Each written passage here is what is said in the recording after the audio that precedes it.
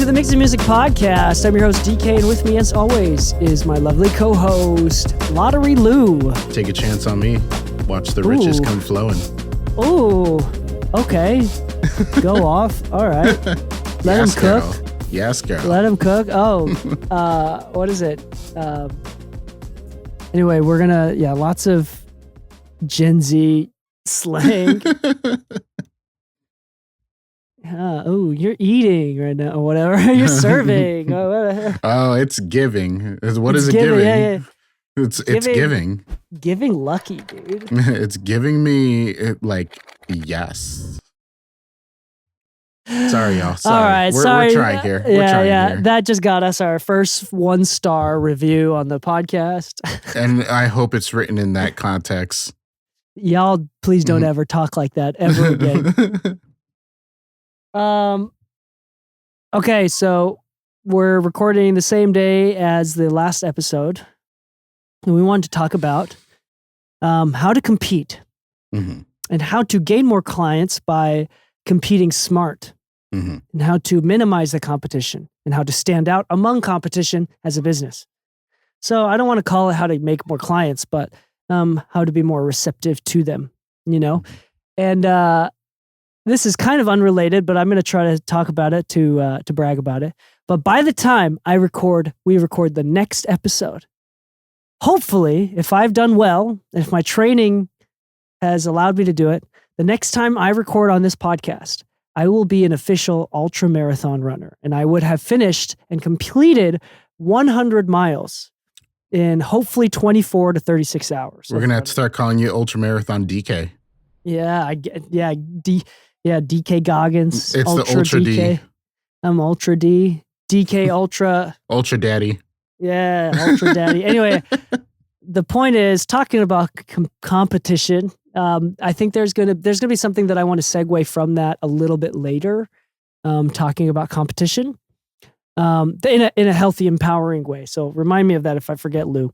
Will do. But we want to talk about a few other things, and this is kind of off the concept of what we briefly touched on last episode. How to differentiate yourself from the competition. There's a lot of podcasts, YouTube videos, podcast episodes. And this is pretty heavily influenced from original Six Figure Home Studio, which is now Six Figure Creative, back when it was Brian Hood and Chris Graham together. This is a big thing.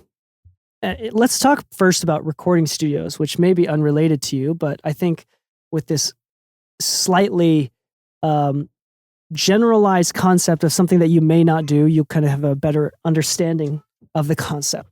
Okay. With a studio, typically it is you are unable to scale by location. For example, if someone lives 10 hours away by car to you, they are probably not your client, right? So you are pulled into the competition of the local area. Now you are only competing among, there's few ways to compete. There's based on price point. Are you a intermediate or an entry-level studio? Are you a high-end studio? There's competition based on services. Do you offer drum recording? Are you unable to offer drum recording? Do you offer late night sessions or during the day sessions? Do you offer mixing along with the recording or producing along with the recording? These services, vocal editing, vocal coaching. Do you allow smoking? Do you not allow smoking? These are offerings and services that come into play. Now you can competing based on that. You can also even niche even more and compete on genre. Do you specialize in hip hop vocals? Do you specialize in drum recording for rock music, right? Do you specialize in producing, right? So there's these different producing pop records and recording vocals, so it's like, maybe you are a studio like that specializes a lot on real instruments versus synthetic, modern synthesis. I don't know, whatever. The point is, I could keep going on and on. But the point is, if as a studio, in order to survive, you have to think about why would anyone come to you versus another studio, right? And that means that usually it's based on differences.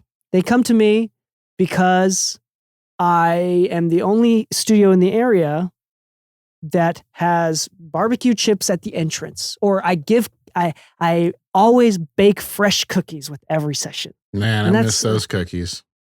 Yeah, I mean, there are studios that do that, right? Literally. Yeah. I know that sounds silly, but that's one of the reasons where like we've had clients come from that studio and then come to ours and they're like, oh, where's like the fresh cookies? And like we went to the store and got some fresh cookies, just so you know, got some cookies for them. And it's these things, in order, you want to compete more. And the most important part is what you don't want to compete on. You never, ever, ever want to compete on price. And that only happens when you haven't thought about how else you're going to compete. Yeah. If the only reason why someone goes to your studio is because you are cheaper, that is the means of driving yourself into a hole. You're never going to be able to raise your prices because there's always going to be new studios, new competitors that pop up. Now let's take this into mixing. Lu, this is one of the David, so one of our former intern, David, I think he did the same thing for you where he asked for feedback on his website. Yep. Okay. This is very basic. And Lu, sorry, I'm ranting right now, but let me finish my thought here and then I'll have you chime in.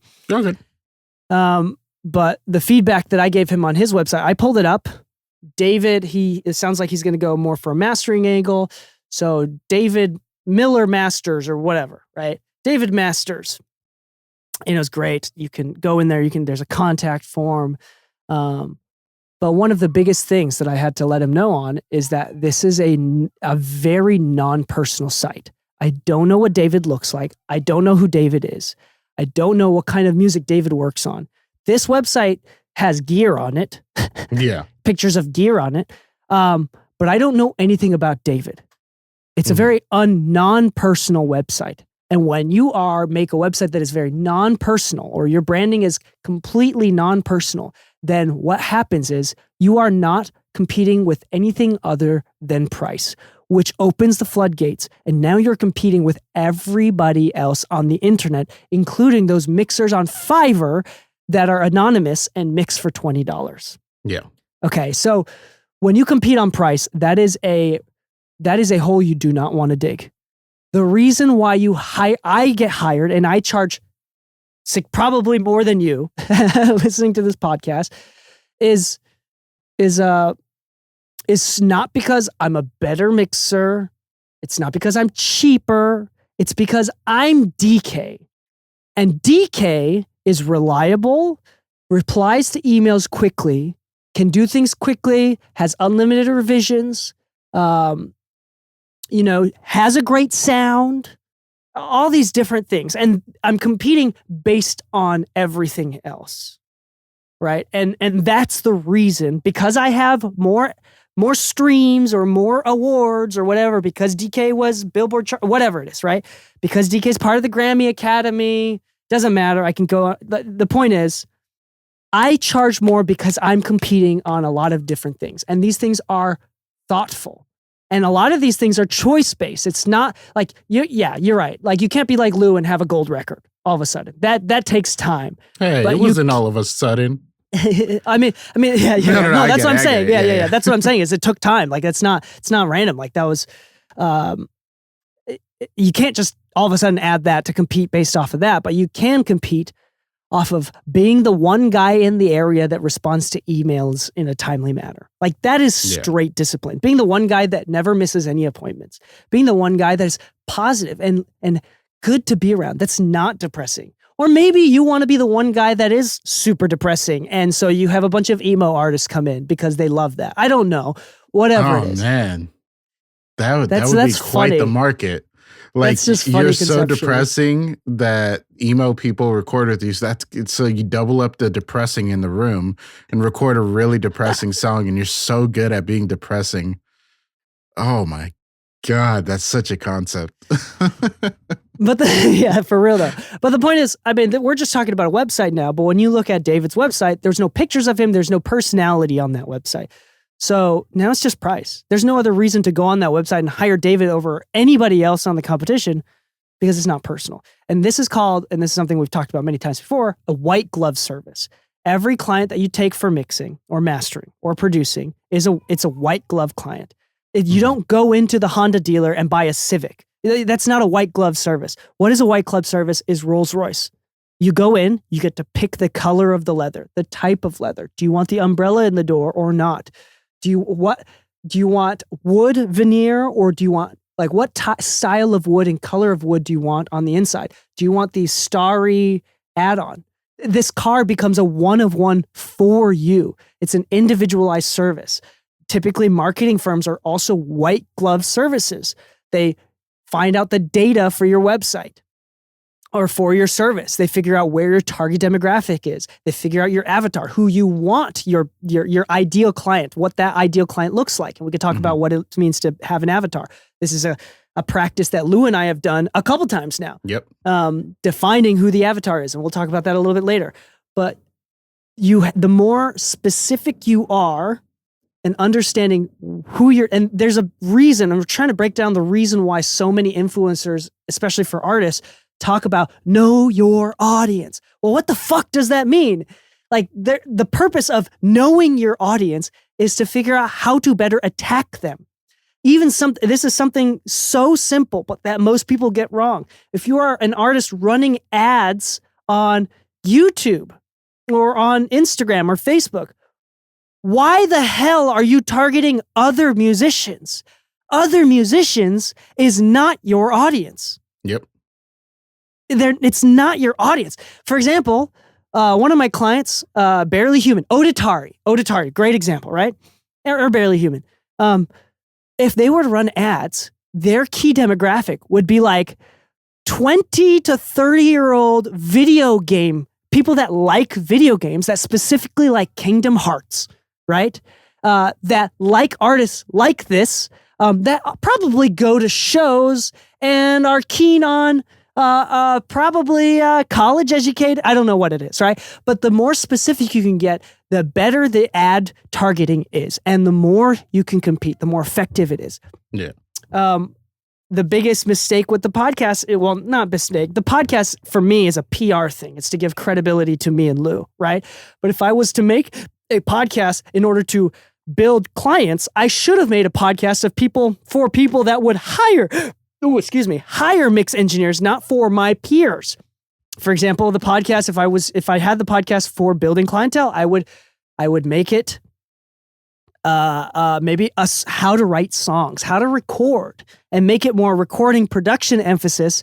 And then the upsell would be I mix, right? But because I'm making a mixing podcast, is more of a PR thing, as I'm leveling up my brand versus nobody that's learning how to mix or is mixing hires me. Like, the amount of clients that I get from the podcast is very far and few between, right? It's not really a viable source of income for me from converting listeners to, because I'm teaching my peers. So this is the way that you need to think from a marketing perspective. Briefly, Lou, sorry, I'm ranting now, so I want to turn the time over to you before I get insecure about talking too much on this episode. Sure. I want you to either talk about yourself or someone else that you've seen do a really good job on competing in the marketplace and finding their own lane, which for them or for yourself turned into a higher level of income. Sure. First I kind of want to touch on one thing as well, as far as pricing, right? We talked about competitive through pricing. It's not the way to go, but it is the way to go if you're the newest person on the block and you don't actually have a specialty. You don't actually have a lot of credits. You don't have much to show for. When we talk about the idea of competing through what we are known for in the brand that we have or that we're cultivating, it's kind of hard to start saying $500 a mix when you've only mixed like one album in the past and you just opened your doors. Amen. This is a really good point, actually. Keep going. So you need to actually have a lower price point or do stuff for free at first. Get that reputation for the brand you're trying to cultivate, and then force that brand as part of your financial pricing. Go off, King. Oh yeah, daddy. Go off, King. So a good example of this is we've had many interns that have worked with us at the studio who, when they came in, they didn't know Pro Tools, or maybe they knew another DAW, but they didn't know the ones that we needed them to know.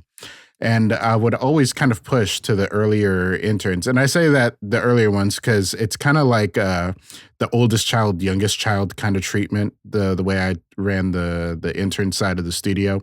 The early on interns got beat with the whip, and the later interns were just kind of like soft-handed, like, okay, guys, try and practice, do your thing. But those that really kind of heeded the warning of like, hey, make sure that you're consistent in what you're offering and what you're saying, because that will make you more money than the quality of your work. And oddly enough, most people didn't believe it.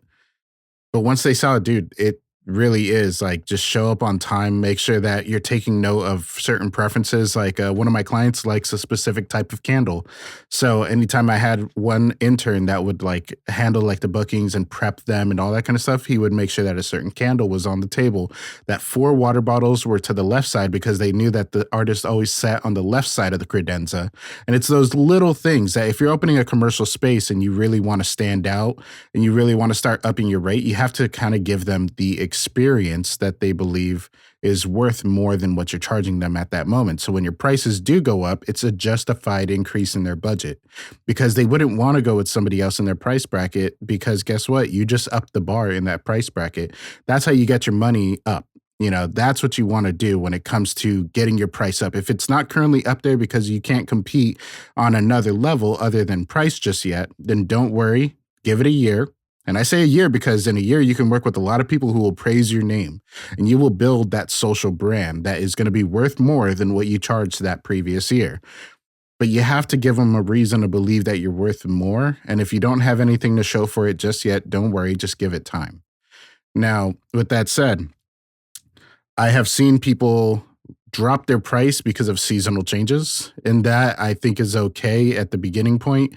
I think it's the wrong move at a later point in your career. Now, I understand that a lot of people want to make this their 9 to 5 and this their only income, but it's dangerous to lower your price every season or whenever you don't have work. You can do it on a one-to-one basis. Like if somebody hits you up and says like, hey, I've only got this much budget to work with. And if you're feeling a little slow during that season, if you're feeling a little bit gracious and wanting to help somebody out because their budget just doesn't meet yours, you can do that. But publicly announcing things like that is also part of your branding. You are promoting that you have a discount at a certain point of the year, so it's not really worth hiring you out throughout the rest of the year, because your discount many times is seen as your real price.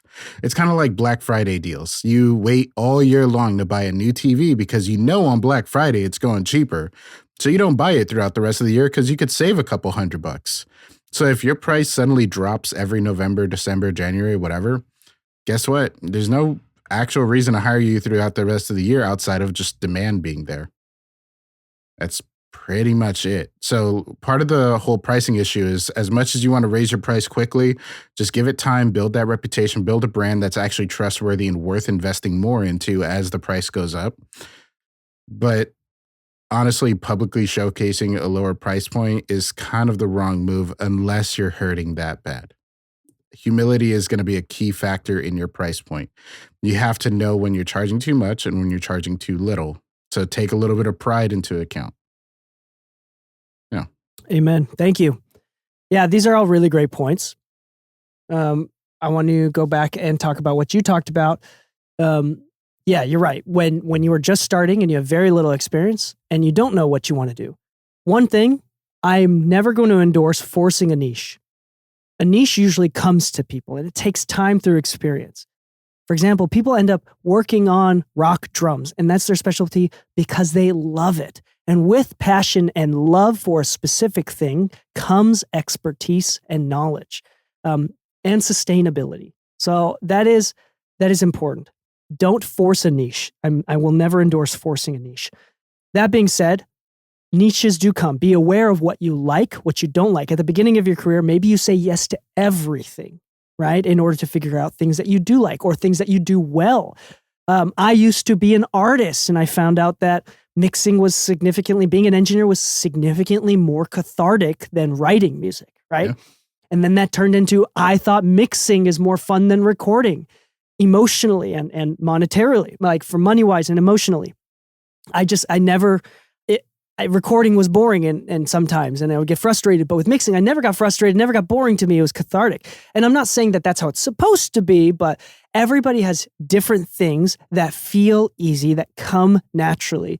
And as you're with experience, you'll recognize those things.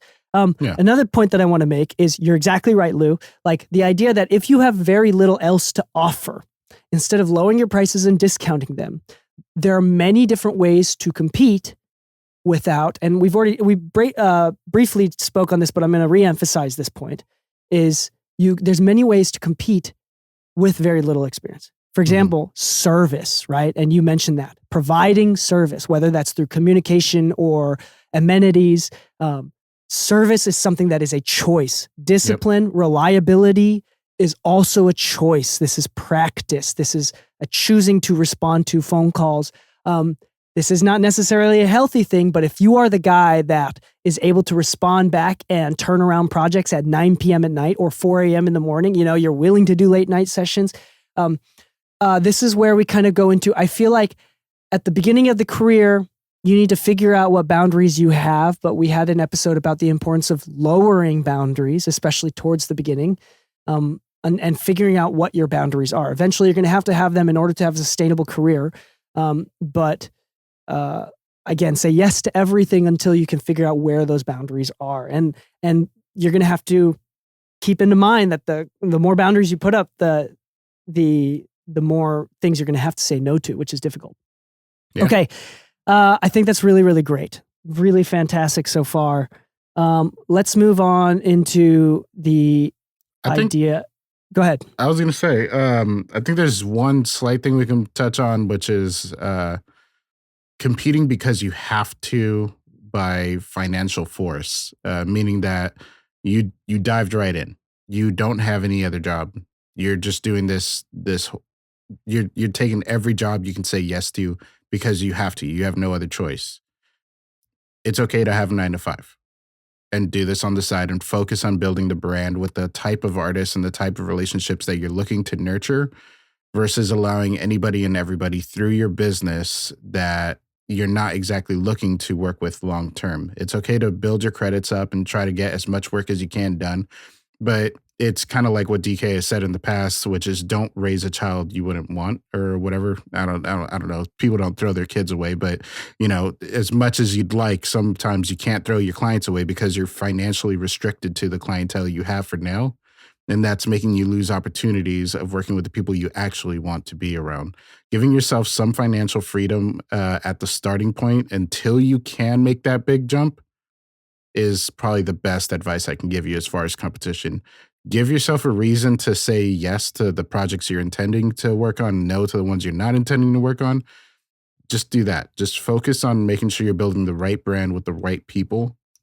But if you put yourself in a situation where you have to say yes to anything and it's every Craigslist artist, every Facebook marketplace booking and all that kind of stuff, I can tell you time and time again, the hardest I don't even want to say it like that, but the most difficult situations the studio has been in when it came to experience with clients has usually came from like shady booking sites and things of that nature where things were just cheap and, they were available right here, right now. Oh, no smoking allowed in the studio. That's an issue. There was always some kind of issue with these like lower bar clients. These weren't the people we're necessarily trying to book and be not necessarily.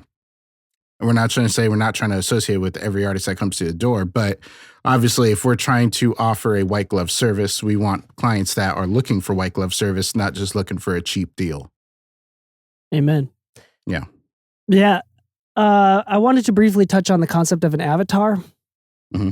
That ties into it. Yeah. And building an avatar, creating an avatar is partially manifestation of who you want. Like I want to work with college educated men or women or singers versus dogs, saxophone. Yeah. Dogs versus like, I want to do children's music. I don't know. I want to work on video game composing. Right. And part of it is like manifestation of like saying who is your ideal client that you want to work with in order to adjust your your competition or how you compete in the marketplace, your marketing. But it's also of a way to figure out who to say no to. Yeah. And it's there's a lot of workbooks, PDFs. Just type in creating an avatar PDF on Google, and there's a ton of websites that have a printable PDF that has an exercise where you create an avatar. And I know this sounds really weird, but when you're creating an avatar, you want to be as specific as possible. And be as honest as possible. Yeah, maybe you are a vocal producer and it's like, my ideal avatar is well, this is really weird, but like a Hispanic lady named Susan who is 33 years old. We are doing some sort of Latin-based vocals, and she likes to be likes to have feedback.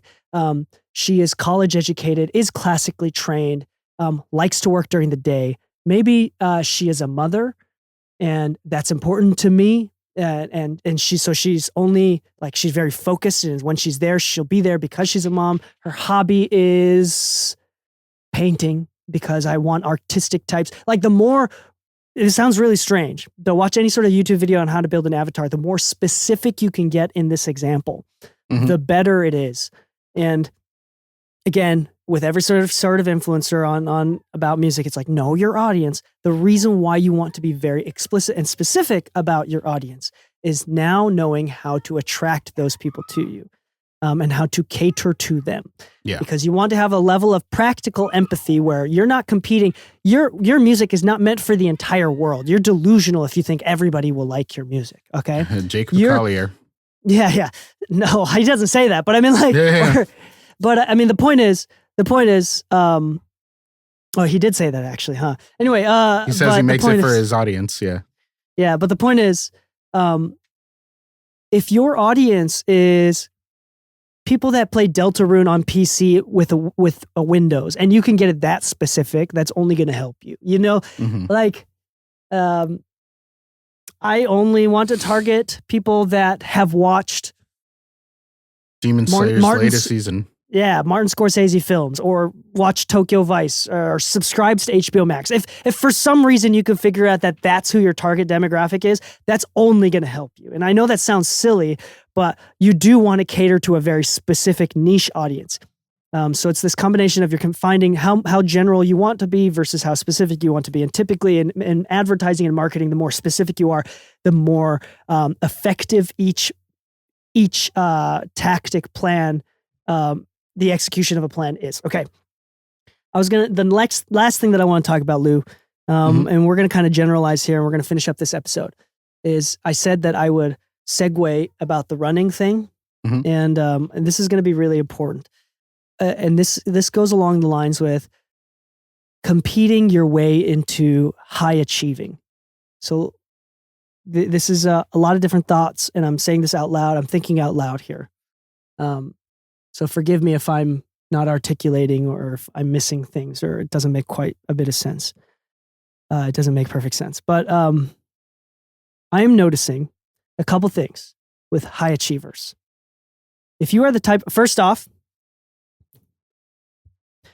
like Lou said, we're going to start here. Like Lou said, if you never want to be financially burdened, it'll put you into stressful situations where you start being rude to people, where you start accidentally ripping people off, all in the name of being able to pay rent. You never want to be so financially in need that you have to take whatever you want. In order to say yes to $1 million project, you have to say no to a $500,000 project. Like, you have to be somewhat financially stable. I would say 95% of people across the board. And I don't want you to think this is the Dunning-Kruger effect. If you think you're the type of person that can do this, you're probably not. Statistically, you're not, okay? I would say 95% of people, even listening to this podcast, should not try to make a living off of music and throw everything else out the door. Live with mom and dad, not get another job, just try to make music work. 95% of people, that is dumb, and it ends up being detrimental. Now, the 5% of sometimes, every once in a while, this is very rare, and Lu and I happen to be these people, right? Is you'll find out of 100 people, 5 people are so fucking driven that you need to move away from home. You need to not rely on another sense of income. Potentially, this is so dangerous, and the reason why I don't recommend this is potentially the being chased after by student debt, student loans, and the fear of having to pay that off puts people, hyper-focuses people. You burn all the boats like the Cortez story, hyper-focuses the very few and select and turns them into ultra-competitive players of the game, right? Yeah. I want to be clear, 95 to 99% of you, that is the worst advice I could possibly give you. You have to be a freak of nature. It typically comes from high levels of torment and abuse from parents. Like that's like, and not turning to the dark side and making fun of other people. Like it usually comes from a dark place. Like the way I've usually seen that and explained it is, like you said, not for everybody does that work. For me, I like the pressure. I like a challenge, but a typical 9 to 5 does not work for everybody because it releases that sense of challenge, that sense of like you have to push, right? Because you have a comfortable paycheck. You know you don't have to push as hard. You know that you can wait for the right client, but it's the same notion of like, look, let's make 1,000 mistakes right now. You know, right now that we have the opportunity. That's why I always told the interns, do everything you can think of right now. Right now that pressure is not there, try to learn as much and try to expand as much as you can. Because once it hits, it's time. There's no mistakes. You can't make any mistakes anymore. You have to move. Yeah. Most people that want to start a successful YouTube channel just sit around not knowing what to do. And then they'd be like, someone needs to teach me. I need to learn how. They get like preparation anxiety and they're like, I feel like my videos are good enough. Oh, and maybe they're just not smart or talented. It doesn't matter. The point is for most people don't know or aren't willing to go through complete bullshit to make a successful YouTube channel or to do well as an engineer. And here's the thing. And this is where the cognitive dissonance, the cognitive bias, the Dunning-Kruger effect, which we've done an episode about that. Search it. It's like one of my favorite episodes. And this is super important. If you think you are that guy, you're not. I'm telling you right now. And this is like one of the few times that I'm trying to save your ass. But if you really are one of the 1%, the 1 to 5%, and you've burned all your boats, you have no other choice. And when everything is on the ground, you can figure out a way through. You're willing to bet on yourself. I do think not living with parents, moving away, risking it all is a fantastic way to stimulate growth.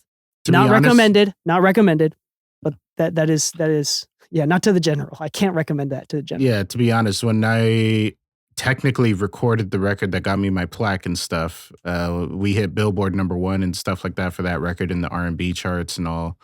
That was in a staircase closet recording and all that kind of stuff. I was still living in a 1-bedroom apartment and everything, literally having to drive, I think it was like an hour and 20 minutes to my client every time I was doing a session. Like if you're motivated enough to go through the pressure of it all and just do your best with what you got, you will do fine. You don't have to worry about like, but I'm not at Record Plant. I'm not at Paramount. I'm not at this. It's like, shut the fuck up and just get to work.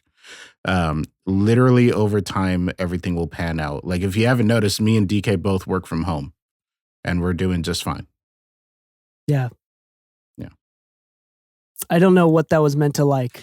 To be honest, for me, it's like I just never enjoyed the excuse of like, oh, but I'm not as successful right now. I can't charge these numbers because I work from home.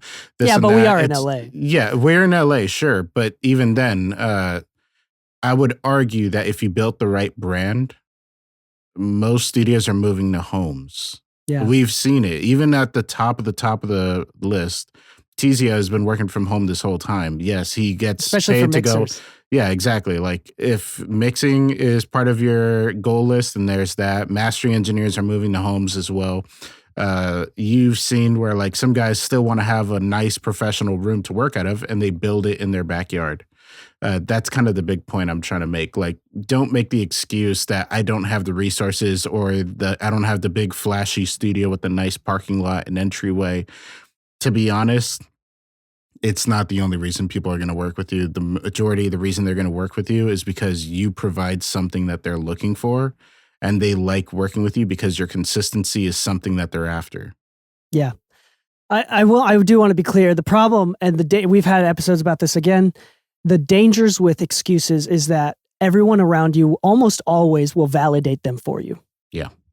And I don't mean to be PC or non-PC here, but like, yes, if you think everybody is racist against you, then they will be. And that is always going to stop you.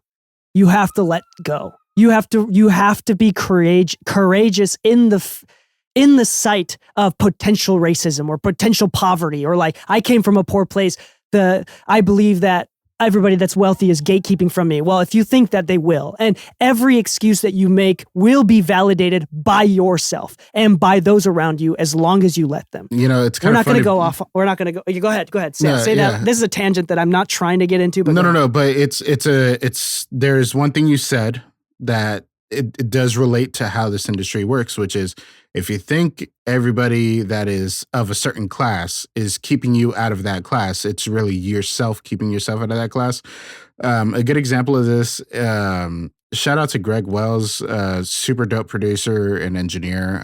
But he made a post recently about how he posted something just stating his own opinion, and somebody kept progressively getting more aggressive throughout his comment section. And, the guy's like, oh my God, I can only imagine you and other, successful named person being in the same room. Oh, the steam coming out of that room must be so blah, blah, blah. No wonder you're surrounded by blah, blah, blah. And he literally just responded. He's like, this is the reason why your imagination of said room is the closest you'll ever be to that room. Like, you're keeping yourself out of this by acting a certain way and treating others a certain way. Like, don't be that person. If you want to be part of the successful people, then you have to move like the successful people versus just criticizing and just blaming them. Yeah. Also, that confidence, that totally internal confidence, does come from experience. It's not something, some people are delusional enough, and I hate to say it, but those that are, the very few that are like psychopathically delusional about their own talent can be successful. Yeah. But most normal people, you have to work and prove to yourself that you belong at that level. Yeah. And those are choices that we can all make on a day-to-day basis. And if you are in a place where you have a hard time committing to doing high quality work, it's usually comes from a place of, you need to start taking care of your life at a lower level first and build your way up. If all you can do today is just make your bed, then that's all you can do, and do that. If all you can do today is take a shower, whatever. Everybody's at different mental places, but your confidence in yourself and the ability to work with others and believe that you belong in different places starts small and builds up. Mm-hmm. So wherever you're at right now, yes, it's going to take years. For someone that's really exceptional and got lucky, it might take a year or months, right? But almost always it takes a decade. And that's something that you need to be totally aware of. Okay, the last thing I was going to say is, with high achieving, I think this is the final secret, and this is the secret that you'll hear every single, like Mix with the Masters, every single high achieving engineer ever talks about the secret with mixing. It's all this. Part of the reason why I'm able to develop mental fortitude to run 100 miles, for example. So this is going back to that. I thought everybody that, and this is normal, and I promise you've thought this if you've heard me talk about this 100-mile race. I'm going to run this 100-mile race, and I'm going to tell people that don't know anything about me that I've ran a 100-mile race before. The first thing that they're probably going to think is, what's wrong with you? What sort of trauma are you trying to get over? What are you compensating What for? Are you running from, DK? Yeah, what are you running from? And at first, that was true. But I don't think running away from myself has been the biggest motivator to wanting to do something like this. And whether or not I'm able to finish, I'm praying that I don't get injured on mile 80 or something like that, right? And be able to not finish. I'm hoping that I can finish. So like knock on wood, right? But the last piece of the puzzle with high achievement, and you'll notice this, regardless of trauma, regardless of first off, location. Location is important. You got to be in LA. You got to be in New York. You got to be in Nashville. You got to be in Atlanta. Like you got. If you want to do high, by the way, making a living versus excelling in the industry, totally separate things. You can make a living without any major credits, and you can excel without making a living. Yeah. So it's a crazy concept, but it's possible. So yeah. But if you want to like compete in the industry, you have to move to a major. Like you do. Like, don't listen to anybody else that says you don't have to. The exception for the rule is so small that it's probably not you that they're talking about.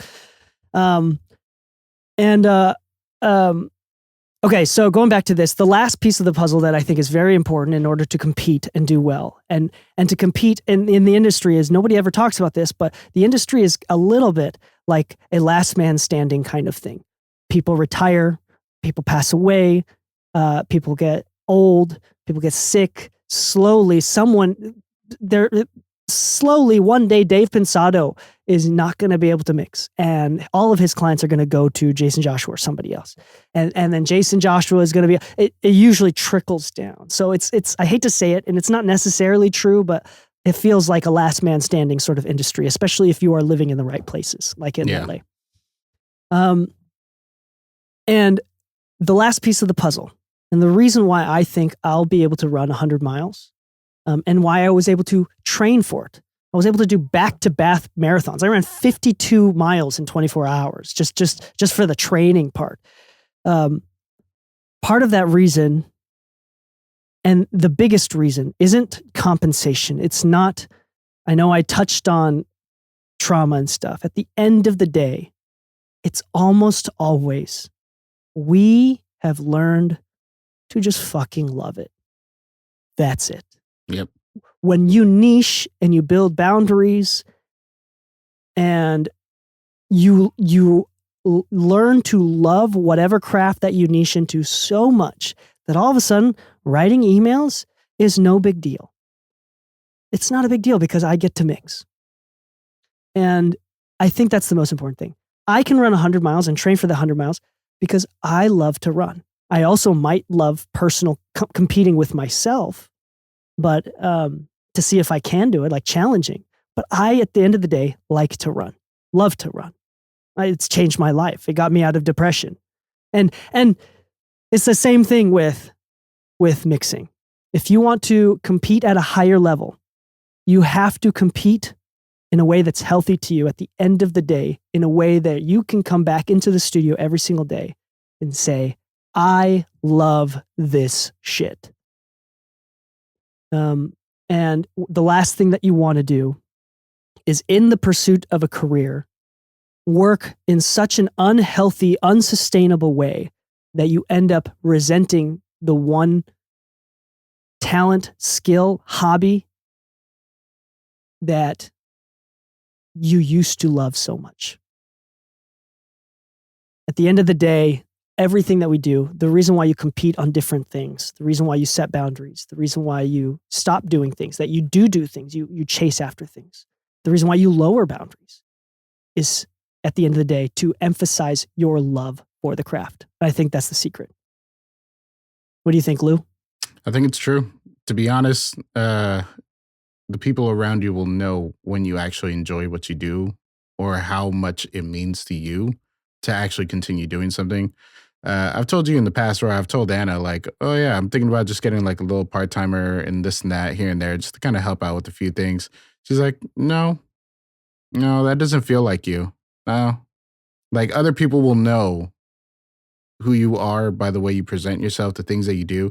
Even running the 100 mile, if you were to talk to Dee Kei and he not bring up the 100 mile, you would still know he's a 100 mile type of guy, if that makes sense.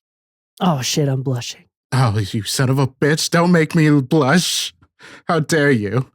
But that's what I'm saying. Like, I laugh when people say they're scared of me. One, because fuck yeah, be scared of me, bitch. Sorry.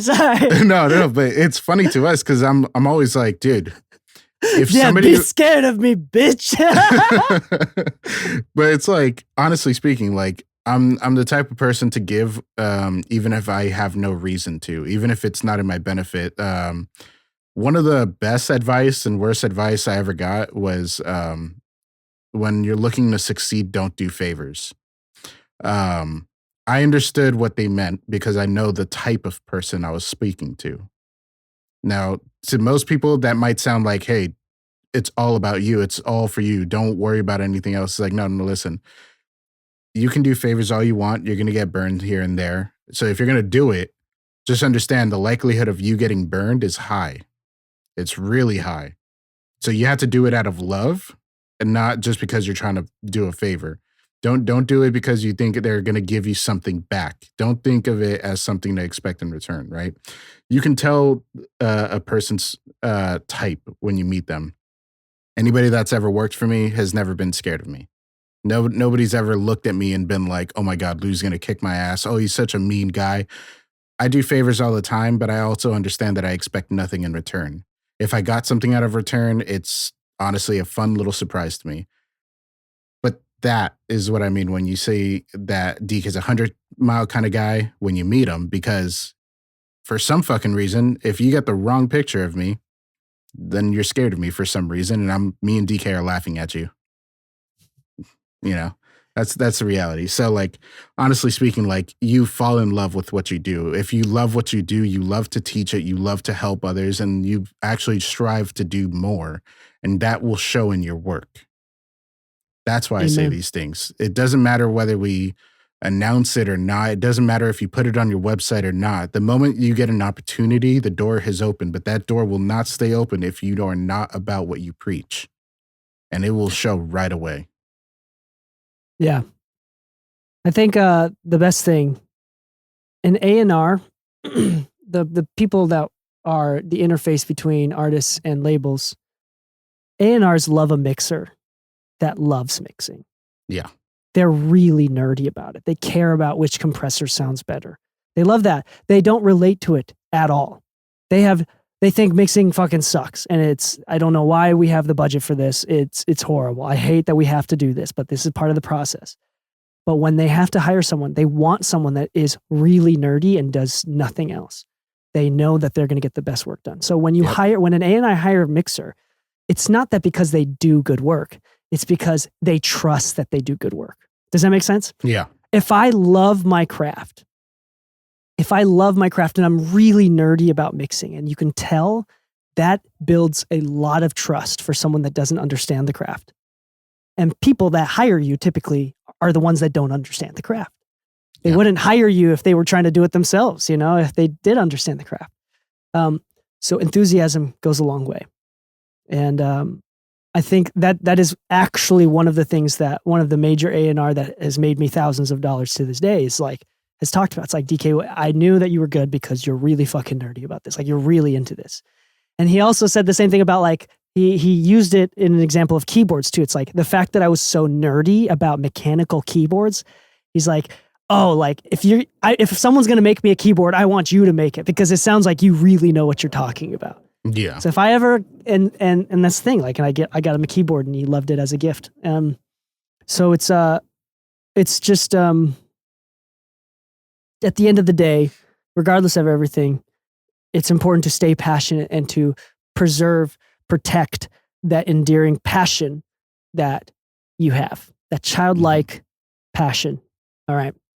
And on that note, we hope that you compete. In order for us to compete in this podcast, please leave us a 5-star review. That differentiates us from other podcasts. More 5-star reviews, the better. And that goes on Apple Podcasts. Google Podcasts is no longer, it's shut down, but Apple Podcasts and Spotify, if you're listening on either of those are the two biggest platforms that I'm seeing in the analytics. Please leave us a 5-star review. And if you're on Apple, just say a sentence. These guys are silly. 5 stars. If you add a sentence, 100-mile guy. You're scared of Luke? Good. Be scared of him, bitch. 5 stars. If the reason why is if you leave a written review on Apple, it the platform values that a little bit more and feeds the algorithm a little bit more. It's a free way to support us. Thank you so much. We hope that you continue to build your career, to increase your passion, to level up your skills. And on that note, happy mixing, my friends, and stay saucy.